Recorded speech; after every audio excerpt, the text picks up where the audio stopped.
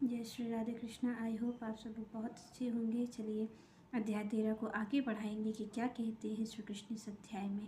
तो यहाँ पर श्री कृष्ण बता रहे हैं कि वो इस शरीर में कहाँ पर विद्यमान है और किस तरीके से उनका कार्य होता है। यहाँ पर इस श्लोक जो है, इस श्लोक में ये चर्चा कर रहे हैं श्री कृष्ण, क्योंकि श्री कृष्ण ने पिछले ही श्लोकों में ये बता दिया कि वो कहाँ निवास करते हैं। तो श्री कृष्ण कहते हैं कि मैं हृदय में निवास करता हूँ। पर हृदय में मैं निवास करता हूँ तो आप और हम ये सोचेंगे कि अगर वो हमारे हृदय में ही निवास करते हैं श्री कृष्ण, तो फिर हमें वो सुनाई क्यों नहीं देते? क्योंकि अगर कोई आपके अंग संग है तो कभी आपको उसकी आवाज़ सुनाई देगी, आपको कोई अनुभव होगा। तो आप और हम ये विचार करते होंगे कि श्री कृष्ण हमारे अंग संग है, जैसा कि श्री कृष्ण कह रहे हैं अपने श्लोकों में कि मैं जीव के अंग संग ही रहता हूँ। और जीव चाहे कितने भी जन्म ले ले, चाहे उसका जन्म कोई मनुष्य योनि में हो जाए, चाहे वो देवता बन जाए या वो सूकर कुकर बन जाए, श्री कृष्ण कहते हैं मैं उसका साथ कभी भी नहीं छोड़ता हूँ। मैं उसकी हर योनि में उसके साथ रहता हूँ और मैं उसके हृदय में ही निवास करता हूँ। तो श्री कृष्ण जब कह रहे हैं तो आप और हम ये विचार करें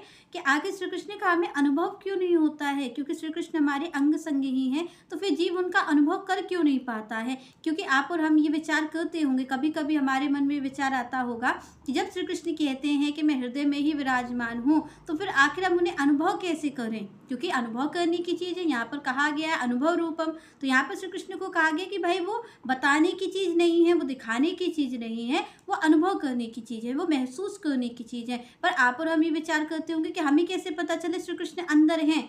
यहाँ पर श्री कृष्ण ने कह तो दिया कि वो हृदय में निवास करते हैं, पर ये जो बुद्धि है हमारी, वो जरूर ये तर्क करेगी कि श्री कृष्ण किस रूप में निवास करते हैं, क्योंकि हृदय में तो है। और यहाँ पर श्री कृष्ण बता रहे हैं कि वो किस तरीके से जीव के अंग संग रहते हैं, कैसे जीव उनका अनुभव कर सकता है। यहाँ पर श्री कृष्ण ये बता रहे हैं। तो श्री कृष्ण कहते हैं उपदृष्टा अनुमंता च भर्ता भोक्ता महा ईश्वरा परम आत्मा इति च अपि उक्तः देहे अस्मिन् पुरुषः परः। यहाँ भगवान कह रहे देहे मतलब शरीर में। यहाँ पर श्री कृष्ण ने कहा कि मैं शरीर में ही निवास करता हूँ।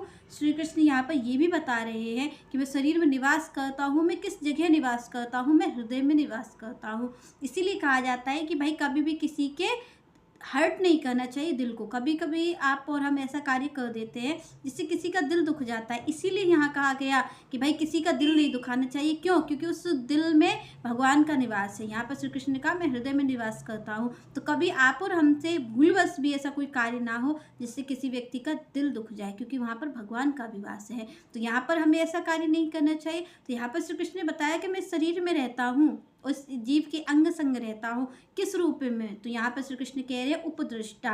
उपदृष्टा मीन्स उसके साक्षी के रूप में। वो जो कार्य कर रहा है उसका साक्षी मैं हूँ। अगर वो कोई अच्छा कार्य कर रहा है तो श्री कृष्ण कहते हैं तब भी उसे ध्यान रखना चाहिए। उसे कोई होर्डिंग्स, उसे कोई बैनर्स लगाने की ज़रूरत नहीं है, क्योंकि साक्षी के रूप में, विटनेस के रूप में तो मैं उसे स्वयं देख रहा हूँ। उसे कुछ दिखाने की ज़रूरत नहीं है। आप और हम क्या करते हैं? आप और हम यही तो प्रयास करते हैं कि हम बहुत बड़े भक्त दिखें, क्योंकि आप और हम सब में भक्ति होती तो नहीं है, पर हम कोशिश तो यही करते हैं कि सारी दुनिया में देख ले कि हाँ हम बहुत बड़े भक्त हैं। तो श्री कृष्ण ने कहा किसी को दिखाने की जरूरत नहीं है।